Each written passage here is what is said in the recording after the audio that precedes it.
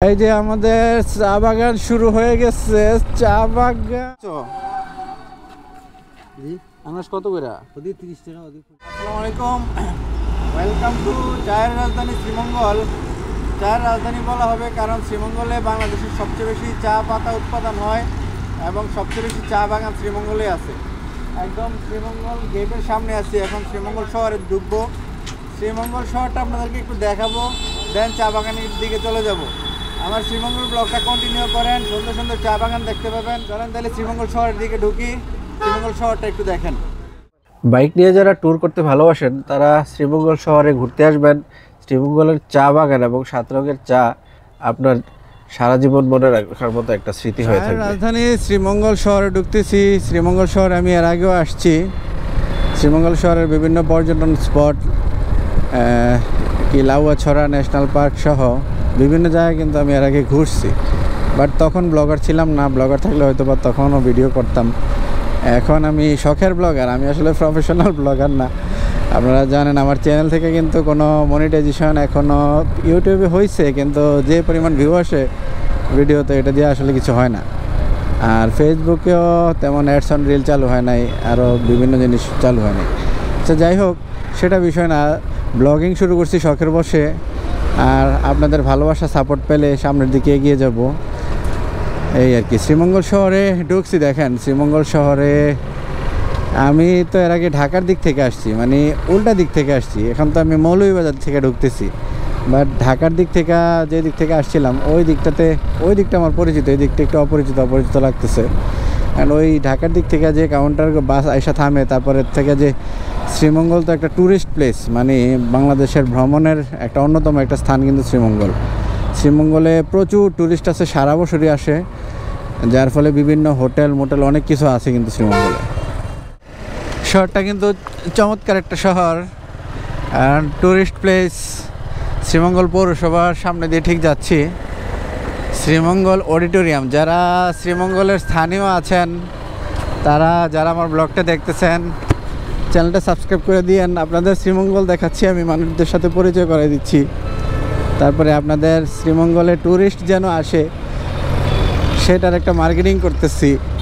তো আপনারা কেন সাবস্ক্রাইব করবেন না? অবশ্যই সাবস্ক্রাইব করে দিবেন। শ্রীমঙ্গল শহরটা ক্রস করতেছি, কিছুক্ষণ পরেই চা বাগান শুরু হবে। আর শ্রীমঙ্গলে চা বাগান ছাড়াও লাউয়াছড়া জাতীয় উদ্যান সহ বিভিন্ন রকমের ট্যুরিস্ট প্লেস আছে, যেগুলা আপনি ঘুরলে অনেক মজা পাবেন। অবশ্যই শ্রীমঙ্গল আসবেন। শহর থেকে বের হয়ে গেছি, শ্রীমঙ্গল সামনেই দেখতে পাবেন শ্রীমঙ্গলের সুন্দর সুন্দর চা বাগান। সিলেট আসার পরে এখনও চা বাগানে ঢুকিনি, আপনাদেরকে চা বাগান দেখানো হয় নাই। এখন আপনাদেরকে এটা বিভিন্ন জায়গায় পাওয়া যায়, বুঝছেন? সাতকালের চাটা বিভিন্ন জায়গায় পাওয়া যায়। প্রসিদ্ধ কোনটা আমি শিওর না, ভুলে গেছি।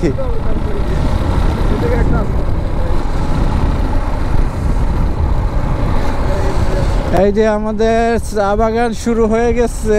চা বাগান শ্রীমঙ্গল, চলে আসছি চা বাগানের শহরে, চায়ের রাজধানী। চা বাগানের শহর বললে ভুল হবে, চায়ের রাজধানী। দেখেন কতটা সুন্দর এখানকার চা বাগানগুলা, কতটা সুন্দর। বিভিন্ন শ্রীমঙ্গলে বিভিন্ন টুরিস্ট প্লেস আছে, তার মধ্যে অন্যতম চা বাগান। মানুষ চা বাগান দেখতে শ্রীমঙ্গলে আসে।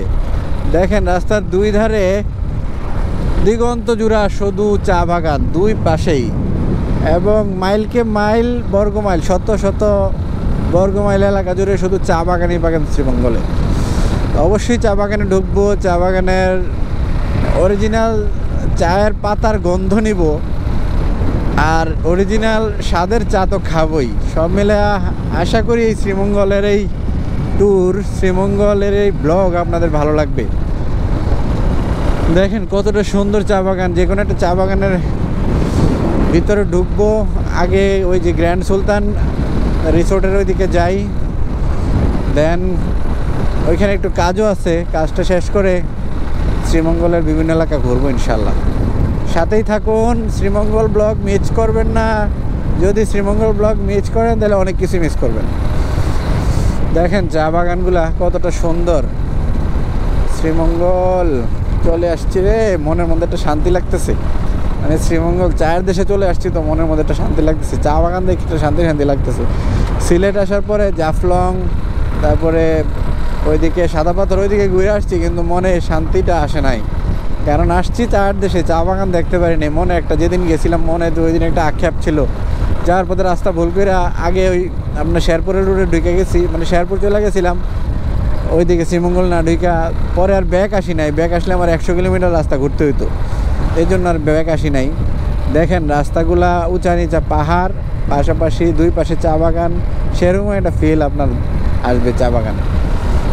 তো বিভিন্ন বাংলাদেশের বিখ্যাত বিখ্যাত ফিনলে চা, তারপরে মির্জাপুর চায়ের বিভিন্ন, ওদের কিন্তু নিজস্ব চা বাগান আছে। তো এই চা বাগানে যে চা টি রিসোর্ট অ্যান্ড মিউজিয়াম, এটাতে আমি এর আগের বার ঢুকছিলাম, হাতের বাম পাশে ছিল।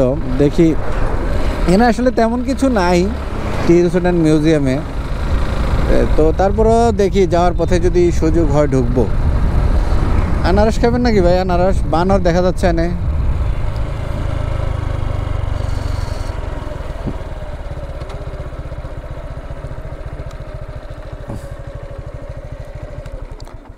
দেখছেন এখানে অনেকগুলো বানর দেখলাম। শ্রীমঙ্গল চা বাগানে যে বানরও আছে সেটা তো জানতাম না। বানর দেখে দাঁড়াইছি, এখানে এইদিকে ওর পুরাটা অঞ্চলের মধ্যে বানর, ছোট বড় বাচ্চা কাচ্চা নিয়ে এরা ঘুরতেছে। আর সামনে দেখেন দিগন্ত জোড়া শুধু চায়ের বাগান। মামা আনারস বিক্রি করতেছে, একটা আনারসও খাবো। ভাই আনারস, একটা আনারস লন তো দেখা।